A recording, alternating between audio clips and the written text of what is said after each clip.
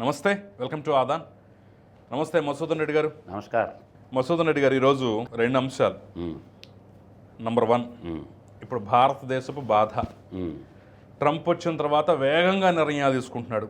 జన్మతః పౌరసత్వం రద్దని చెప్పేసి టక్కన సంతకం పెట్టేశాడు. సరే, ఎందుట్లో బోలెడు ఉన్నా కానీ అందుట్లో మన ఎక్కువగా ఇబ్బంది పెట్టేది, మన ఎక్కువగా టార్గెట్ చేసేది ఇదే అంటున్నారు.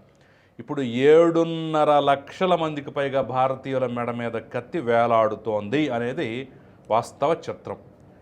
మరి ట్రంప్ ఇలాగే చెలరేగిపోతే మరి ఏంటి మన పరిస్థితి? మరి మోడీ ట్రంప్ ఇద్దరు దోస్తి, హౌడీ మోడీ అని ఆడ, నమస్తే ట్రంప్ అని ఏడా కూడా పెట్టిన చరిత్ర మనం గతంలో చూసాం. మరి ఆ సన్నిహిత్యం, సంబంధాలు, బాంధవ్యాలు, స్నేహాలు ఏమైపోయాయి అనేది మరి ఏమైనా గట్టెక్కిస్తాయా లేదా మన వాళ్ళని అనేది ఒక $1 మిలియన్ ప్రశ్న. మీదైన విశ్లేషణ అందించండి.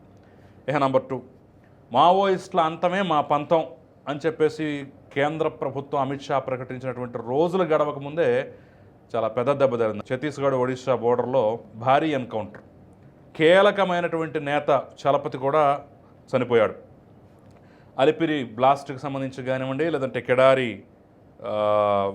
వాళ్ళకి సివేరు సోము కెడారి హత్యల్లో కానివ్వండి ప్రధాన పాత్ర పోషించినటువంటి వ్యక్తిగా కూడా చెప్పుకుంటున్నారు.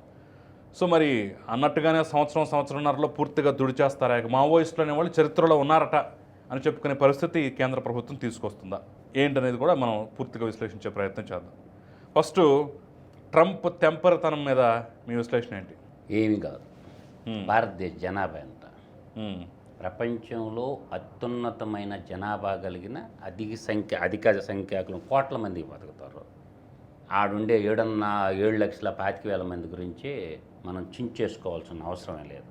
అసలు ప్రపంచంలో ఏం జరుగుతుందనేది తెలుసుకోవాలి. డాలర్కి నొప్పి వచ్చింది. చైనా, భారత్, రష్యా ఒక తాటి మీదకి వస్తే ట్రంప్ గాడు పేగలిగింది ఏమీ లేదు. కాబట్టి అలా వస్తే మేము సుంకాలు పెంచుతాం అంటున్నాడు కదా. వాడు పెంచుకొని అబ్బా ఏమవుతుంది. సోవియట్ యూనియన్ పతనానంతరం వాడు రాజు అయ్యాడు. అంతకుముందు ప్రపంచాన్ని ఏలిన దేశం ఏంది? రష్యానే కదా. దాని పతనమయ్యి రాష్ట్రాలు చిన్న చిన్న దేశాలుగా ఏర్పడిపోయింది. సోవియట్ యూనియన్ పతనాంతరమే కదా ఆయన పుడింగ్ అయింది. అందువల్ల నేననేది అమెరికా వల్ల భారతదేశం ఏదో నష్టపోద్ది, భారతదేశం ఏదో కష్టం వస్తుంది అనుకుంటే పొరపాటే. ఈరోజు జపాన్ తీసుకున్నా, జర్మనీ తీసుకున్నా మాకు మానవ వనరులు తక్కువగా ఉన్నాయి, మాకు పంపించండి అని ఏడుకుంటున్నారు. కాకపోతే ప్రపంచం విశాలంగా ఉంది. ఐక్యరాజ్య సమితి గుర్తించినటువంటి 197 దేశాలు కాకుండా ఒక 203 దేశాలు ఉంటాయి ప్రపంచంలో. ప్రపంచం చాలా విశాలంగా ఉంది. యువత అధికంగా ఉండేది భారతదేశంలోని.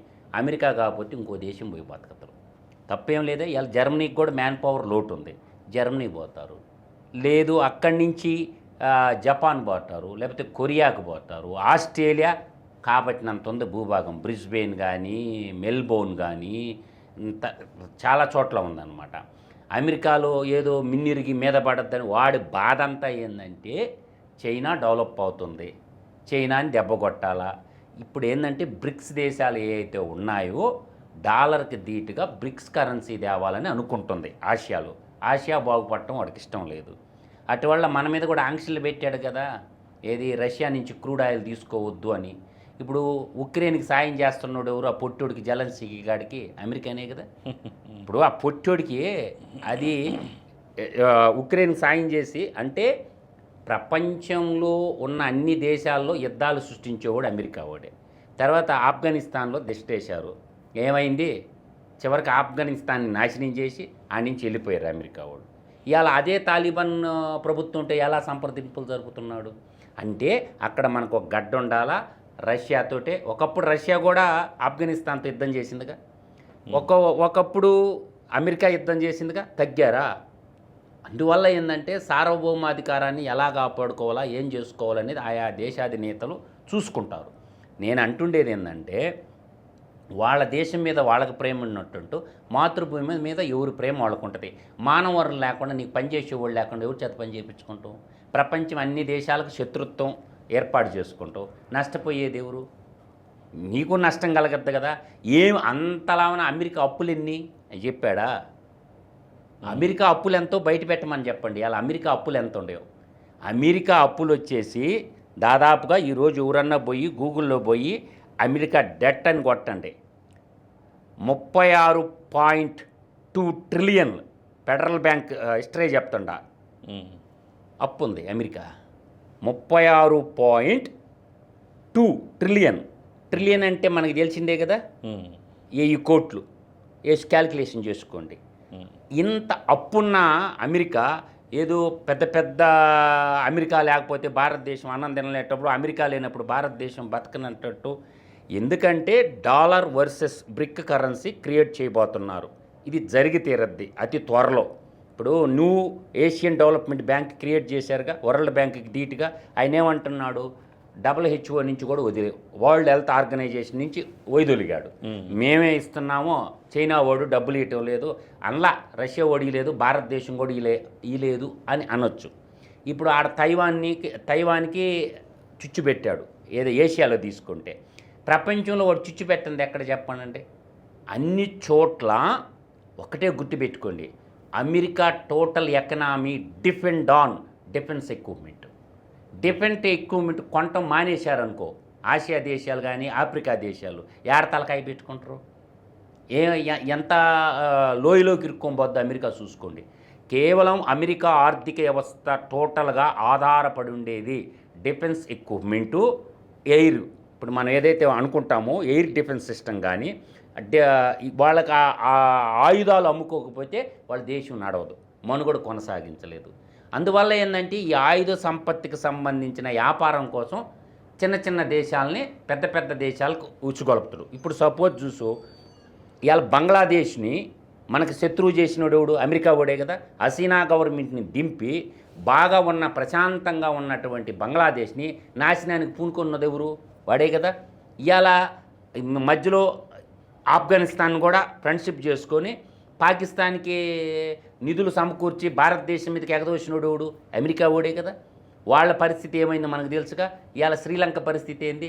శ్రీలంక అధ్యక్షుడు వచ్చి భారతదేశ ప్రధానమంత్రితో మాట్లాడుకొని తినడానికి తిండి గింజలు పంపించారుగా. మాల్దీవ్స్ ఏమైంది? బాయ్కాట్ మాల్దీవ్స్ ప్రోగ్రామ్ ఇస్తే మాల్దీవ్ ఎక్కడికి వచ్చాడా? అందువల్ల ఏంటంటే ప్రపంచంలో ఆధిపత్య పోరు నిలబెట్టుకోవటం కోసం అమెరికా చేస్తున్న ప్రయత్నాలే.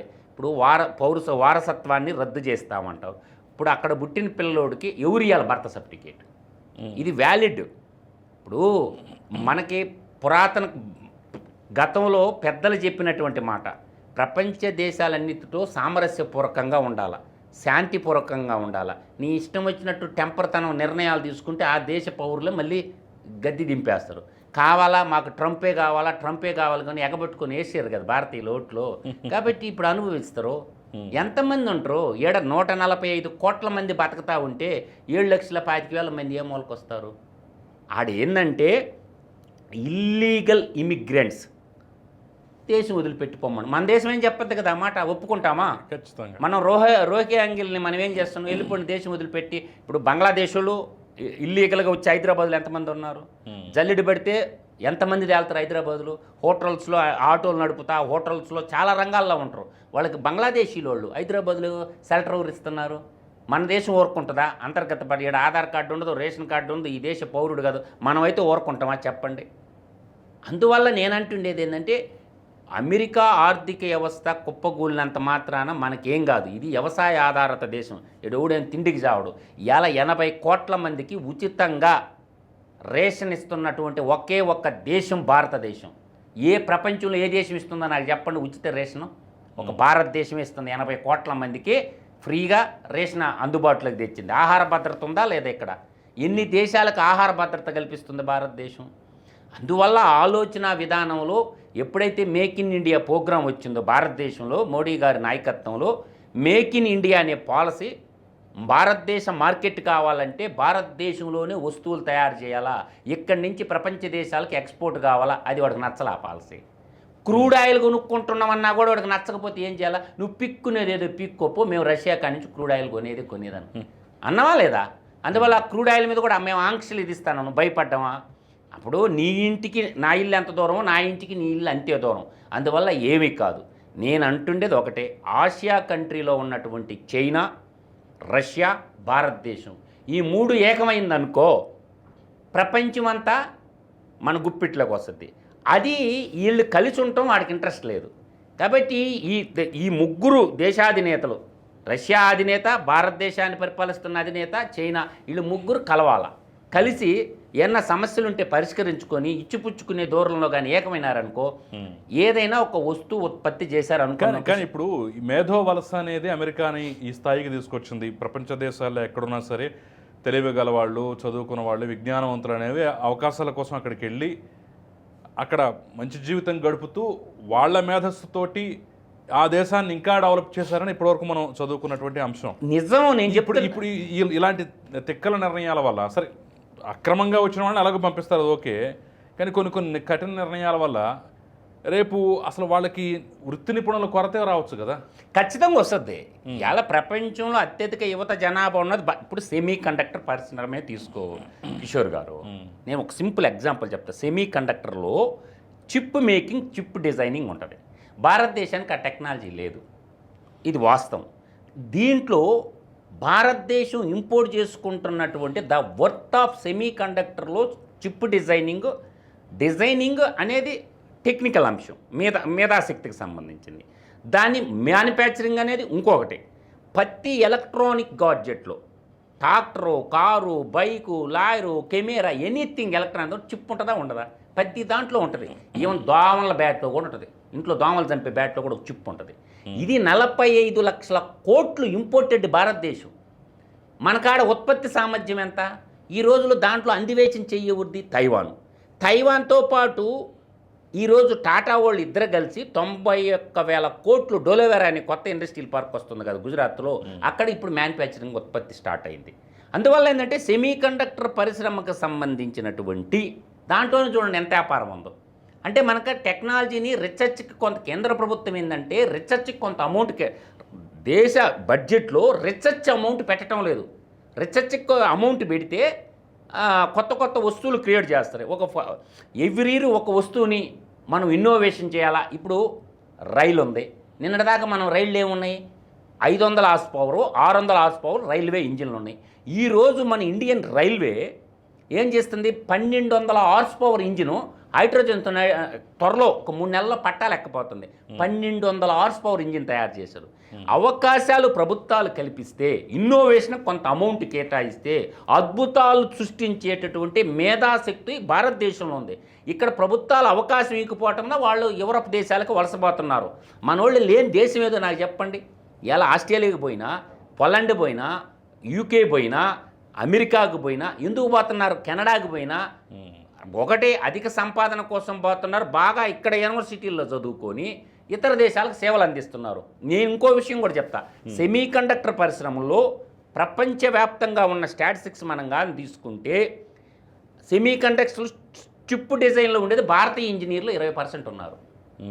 అంటే వాళ్ళందరూ ఎవరున్నారో కేంద్ర ప్రభుత్వము, శాస్త్ర సాంకేతిక మంత్రి ఎక్కడెక్కడ ఉన్నారో పాస్పోర్ట్ డిపార్ట్మెంట్లో చూసుకొని వాళ్ళందరూ పిలిపించి ఒక సదస్సు పెట్టి మీ యొక్క ఆలోచనలు భారతదేశానికి ఇవ్వండి, మనం ఇక్కడ డెవలప్ చేద్దామని ఎప్పుడైనా ఒక సదస్సు చూసావా? అంటే రాజకీయ నాయకులు తీసుకునేటటువంటి చర్యలు కూడా ప్రధానమైన కిషోర్ గారు.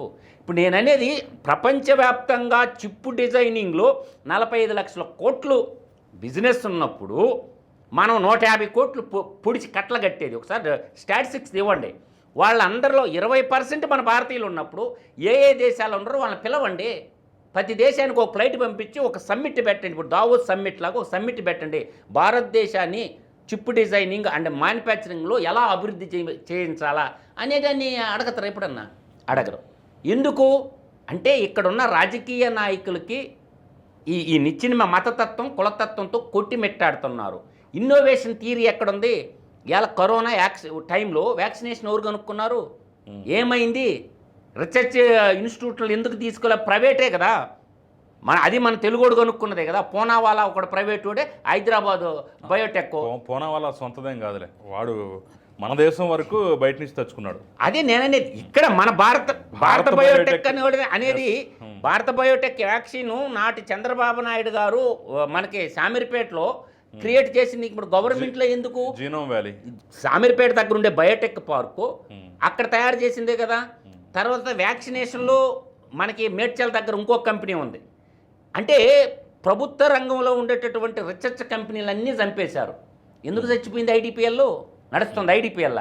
భారతదేశంలో ఐడిపిఎల్ ఎక్కడెక్కడ ఉన్నాయి? హైదరాబాద్ ఐడిపిఎల్ పరిస్థితి ఏమైంది? అక్కడున్న ఐడిపిఎల్, తమిళనాడులో ఐడిపిఎల్ ఏమైంది? ప్రభుత్వ రంగంలో రీసెర్చ్ చేసే సంస్థలన్నీ చంపేసి మా బాధ్యతే కాదు, మాకు పట్టిందే కాదని చెప్పి మొత్తం ప్రైవేటలైజేషన్ చేసి ఏం చేస్తున్నారు? ఊరకు మేము పరిపాలన చేస్తామంటే ఇలా తలాడు. కనీసం రీసెర్చ్కి కొంత అమౌంట్ అన్ని రంగాల్లో, అగ్రికల్చర్ రంగంలో తీసుకున్నా, తర్వాత మన సెమీ కండక్టర్లో చూసుకున్నా, ఆటోమొబైల్ రంగంలో తీసుకున్నా, తర్వాత ఎలక్ట్రిసిటీ రంగంలో తీసుకున్నా రీసెర్చ్ ఓరెంటు పెడితే డెవలప్. ఇవాళ ఫోటో వాల్టిక్ సీట్స్ అంటారు, మనం అంటున్నాం కదా, ఏది ఇది సోలార్ ఎనర్జీ. సోలార్ ఆ సీట్లు తయారు చేసే కంపెనీలు ఎన్ని ఉన్నాయి? ఇండియా మొత్తం మ్యానుఫ్యాక్చరింగ్ ఎన్ని యూనిట్లు ఉన్నాయి? ఎక్కడ ఉన్నాయి? ఏ రాష్ట్రాలు ఎన్ని యూనిట్లు ఉన్నాయి? ఆ యూనిట్ లిస్ట్ బయట పెట్టమనండి. ఆ టెక్నాలజీ ఎంత అందుబాటులో ఉందో చెప్పండి. అందువల్ల నేను అంటుండేది ఏంటంటే, ప్రపంచానికి మన భారతదేశం నుంచి టెక్నాలజీని కానీ ఎక్విప్మెంట్ని కానీ అందించే స్థాయికి మనం ఎదిగినప్పుడు ప్రపంచం అంతా మన వైపే చూస్తుంది. ఎవరో ఒక 7.5 లక్షల మంది, ఒక 7,25,000 మంది అని నాకైతే 145 కోట్ల మంది బతుకుతారు. ఏడేం 7 లక్షల మంది ఎక్కడికి వస్తే బతికి లేకుండా ఏం బారు. అందువల్ల ఇల్లీగల్ మైగ్రెంట్స్ ఎందుకు పోవాలా? దొంగతనం ఎందుకు పోవాలా దేశానికి? లీగల్గా పో. అమెరికా వాళ్ళే అంటున్నదని అక్కడ కఠినమైన, అక్కడ పుట్టిన బిడ్డ ఎవరు? భారతీయుడా? ఇప్పుడు మన ప్రభుత్వం తొందరపడి నిర్ణయం తీసుకోవాలి. మీకేం ఇబ్బంది లేదు, అక్కడ పుట్టినా మేము బర్త్ సర్టిఫికేట్ ఇస్తాం, తల్లిదండ్రులు ఇండియన్సే కాబట్టి మేము ఇస్తాం సర్టిఫికేట్ అని ముందుకు రావాలి. ఆ హ్యుమానిటీ గ్రౌండ్ తోటి అక్కడ పిల్లోడు పుట్టినా కూడా ఏదో ఒకటి చట్టంలో మార్పు చేసుకొని తల్లిదండ్రులు ఇద్దరు భారతీయులు కాబట్టి వాళ్ళు మేము ఇవ్వమంటున్నారు. కాబట్టి భారతీయ పౌరసత్వం ఇచ్చేసేయండి, తప్పే ఉందని నేనంట. వాళ్ళు ఇక్కడ బతుకు తెరువు కోసం పోయినారు, అక్కడే సెటిల్ అయిపోయినారు, అక్కడ పుట్టిన వాళ్ళకి మేము ఇవ్వమంటారు. ఒక భారతీయులకే కాదు, చైనీస్ కూడా ఎంతమంది ఉన్నారు? ప్రపంచ దేశాలన్నిటికీ రేపు ఎదురు తిరగతాయి కదా. కాబట్టి అది అనాలోచితమైనటువంటి నిర్ణయం, అది మంచిది కాదు అమెరికాకి. రైట్. ఇక రెండో అంశం, మావోయిస్టులు ఇప్పుడు చరిత్ర కాబోతున్నారు, తుడిచేస్తాం అనేది కేంద్ర ప్రభుత్వం మాట. ముఖ్యంగా అమిత్ షా అనేక సందర్భాల్లో చెప్పాడు. మొన్న కూడా మాట్లాడిన తర్వాత భారీ ఎన్కౌంటర్ మనం తాజాగా చూస్తున్నాం. సో ఇక మావోయిజం అనేది, మావోయిస్టులు అనేవాడు చరిత్రలో కలిసిపోవడం ఖాయం అంటారా? నేననేది నక్సలైట్లు మావోయిస్టులుగా మారారు. చార్మోందార్ నేతృత్వంలో ఏదైతే నక్సల్బరి అనే విలేజ్లో పుట్టినటువంటి ఉద్యమము, భూస్వాములకి వ్యతిరేకంగా పుట్టినటువంటి ఉద్యమము, తర్వాత దోపిడీదారులకి వ్యతిరేకంగా పుట్టిన ఉద్యమము నీకు దేనికి దారి తీసిందంటే, ఇక్కడ బాగా అర్థం చేసుకోవాలి. వాళ్ళు ఎవరన్నా దేశద్రోహులు ఉన్నారా?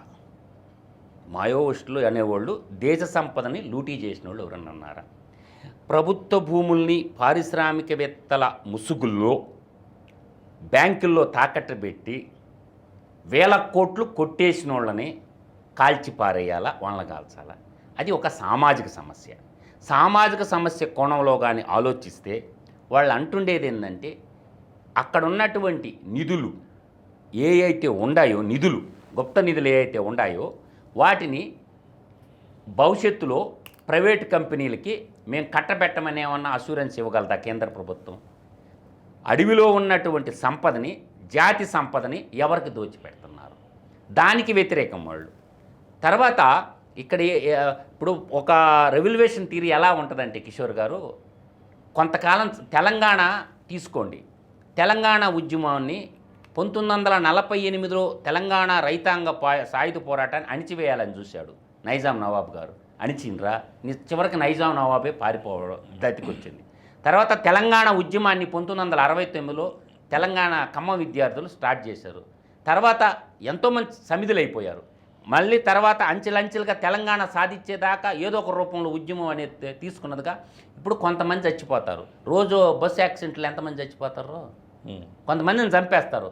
కానీ ఏదో ఒక చోట మళ్ళీ పుట్టద్ది. ఎక్కడైతే దోపిడీ వాళ్ళు ఉంటారో, ఎక్కడైతే రౌడీయిజం ఉంటుందో, రాచరిక రౌడీయిజం ఉంటుందో, ఇవాళ నీ చేతిలో మిలిటరీ వాళ్ళు ఉన్నారు కదా అని చెప్పి వాళ్ళని వీళ్ళు చంపటం. ఇప్పుడు శత్రువులు ఎవరికి? మావోయిస్టులు ఎవరికి శత్రువు? ప్రజలకి. మావోయిస్టులకి పోలీసు వాళ్ళకి ఇద్దరేమి శత్రుత్వం లేదు. శత్రుత్వం ఎవరి మీద ఉంది? ప్రభుత్వాన్ని పరిపాలించే రూలర్స్ మీద వాళ్ళకుంది. మధ్యలో బలి అవుతుంది ఎవరు? అటు మాయోయిస్టులు బలి అవుతారు, ఇటు పోలీసు వాళ్ళు కూడా బలి అవుతున్నారు. అంటే ఆలోచన విధానంలో మార్పు రాకుండా వాళ్ళు అంటున్నటువంటి పాయింట్, వాళ్ళు అంటున్నటువంటి సిద్ధాంతాన్ని ఆకలింపు చేసుకొని దాన్ని మనం దృష్టిలో పెట్టుకోవాలా. ఏ ఉద్యమం కూడా అంతరించిపోదు, కాకపోతే కాస్త స్తబ్దగా ఉంటుంది. ఒక దెబ్బ తగిలినప్పుడు కొన్ని రోజులు మౌనంగా ఉంటారు, ఏదో ఒక రూపంలో అది మళ్ళీ పురుడు పోసుకుంటుంది అనమాట. అందువల్ల ఏంటంటే ఉద్యమం ఆపటం అనేది, ఉద్యమాలు తుడిచిపెట్టడం అనేది ఎవడ వల్ల కాదు. ఓకే, కానీ ఆ ప్రభావం అనేది తగ్గిపోతుంది కదా. ఇప్పుడు ఒక 2 దశాబ్దాలు 3 దశాబ్దాలు వెనక్కి వెళితే తెలంగాణలో కానివ్వండి, ఆంధ్రప్రదేశ్లో కొన్ని ప్రాంతాల్లో కానివ్వండి, ఈ నక్సలైట్లు లేదా మావోయిస్టుల ప్రభావం, ఆ రోజుల్లో పీపుల్స్ వార్ వంటి వాళ్ళు, ఈ యొక్క సంస్థల ప్రభావం చాలా తీవ్రంగా ఉంది. అసలు ఆ వార్త లేని రోజంటూ న్యూస్ పేపర్లోనో న్యూస్ ఛానల్లో వచ్చేది కాదు. అంటే ఇప్పుడు మనం ఎప్పుడన్నా ఒకసారి పలానా చోట ఎన్కౌంటర్ జరిగిందంటారు, ఒక 6 నెలలకో 10 నెలలకో ఒకసారి ఇలాంటి వార్తలు వింటున్నాం తప్ప మనకు అసలు ఇలాంటి వ్యవస్థలు, సంస్థలు, ఉద్యమకారులు, ఈ రకమైనటువంటి పోరాటం ఉందన్న సంగతి కూడా ప్రజలకి ఈ తరానికి బహుశా తెలియకపోవచ్చు. ఈ తరానికి తెలిసినా తెలియకపోయిన కిషోర్ గారు మేము చూసాం. కానీ ఉద్యమాలు ఎప్పుడు కూడా ఎక్కడైతే అణిచివేతకు గురవుతారో అక్కడ పుట్టద్దు ఉద్యమం. మైదాన ప్రాంతాలు, ఇప్పుడు భూస్వామి విధానం ఆ రోజు ఇందిరాగాంధీ ఇది ప్రబలుతుందని తెలిసి భూ పంపిణీ పెట్టింది.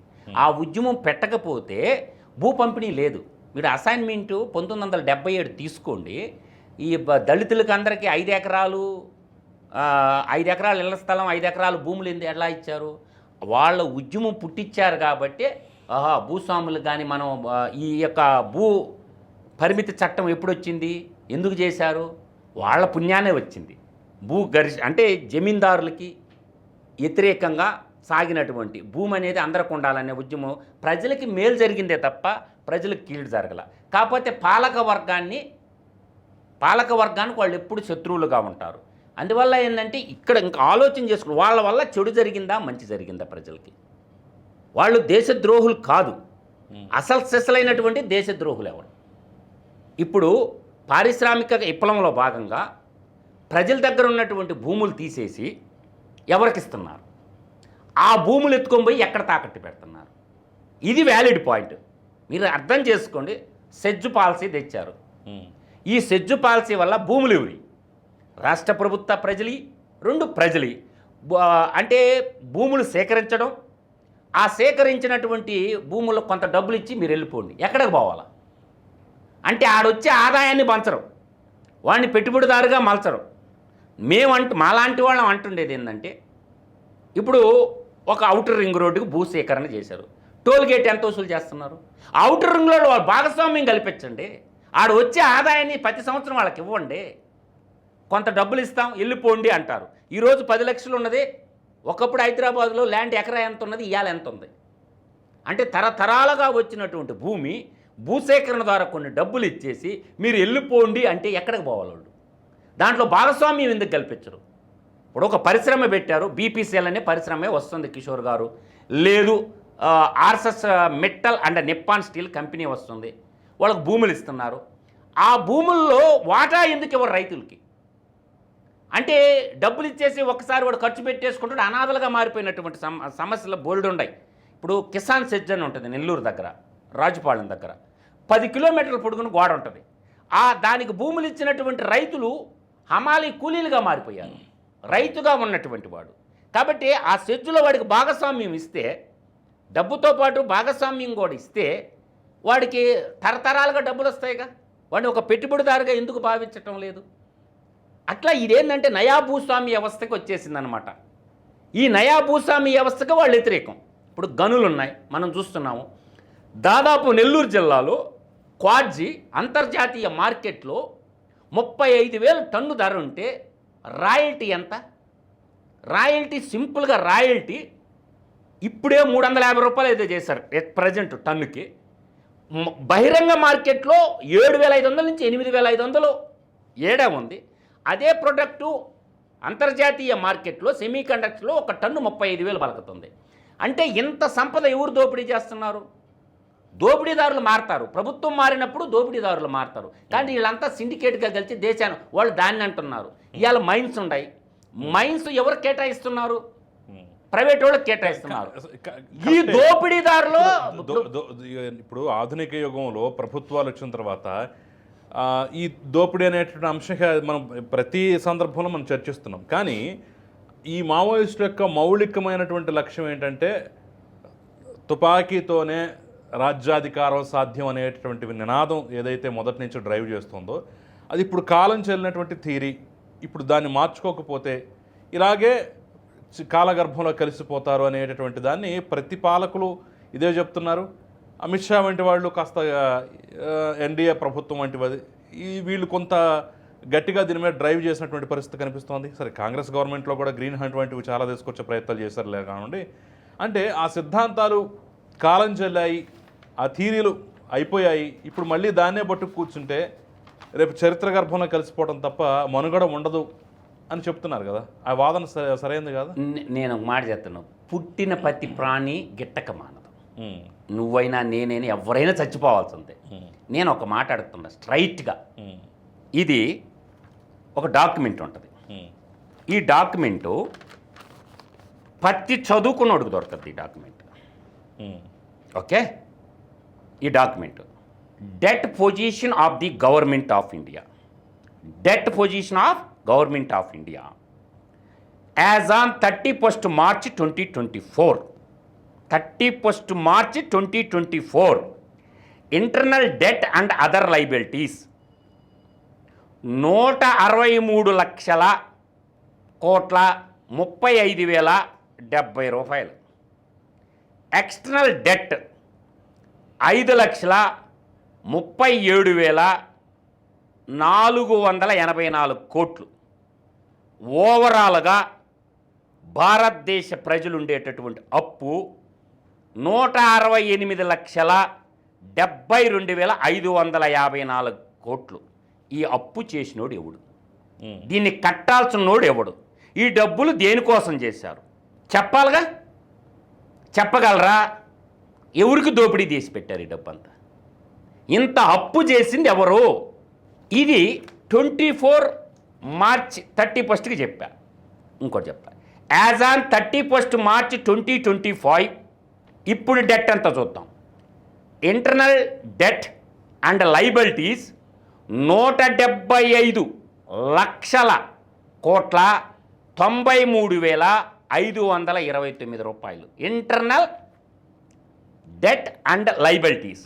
తర్వాత ఎక్స్టర్నల్ డెట్ ఇక్కడ చూడ మళ్ళీ పెరిగింది, 5,74,927.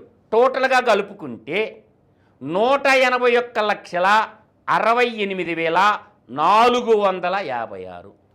అంటే ఒక తలకాయకి ఎంత అప్పు ఉంది భారతదేశం?